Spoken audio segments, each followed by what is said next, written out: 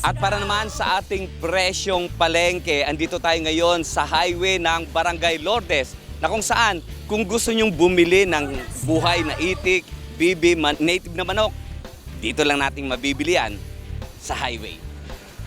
Kagaya nito, kung gusto nyo ng native na manok, nako ito, napakasarap na sinampalukan. Mabibili lamang yan ang kanilang native na manok na sa 280 per kilo. At ang kanila namang bibi nila ay nasa 250 per kilo.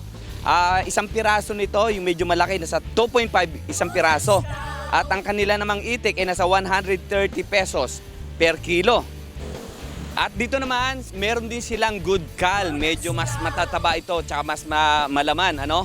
Ang isang piraso nito is na 120 pesos. Hindi siya per kilo, per piraso kasi medyo matataba. At kung gusto nyo naman, ayaw nang kumatay ng itik, meron din tayong mabibili dito sa Barangay Lourdes. Alam mo kung ano? Luto ng itik. Tingnan, titignan natin. Meron na tayong mabibiling adobong itik, merong kalderetang itik, nasa 100 pesos per tab lang ito, per styro, ano?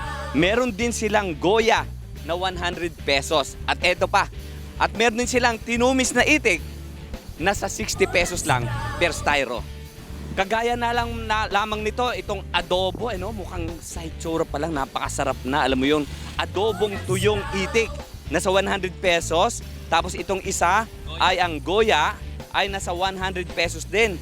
At yung ito, kaldereta, naku, mukhang maanghang to, kalderetang itik, nasa 100 pesos din. Yung tinumis, niluluto pa lang.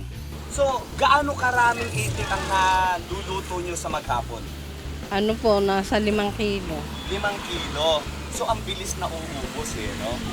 At yan ang ating presyong palengke, kasama si Angel Mar Bumanlag at si Tuman Sanal.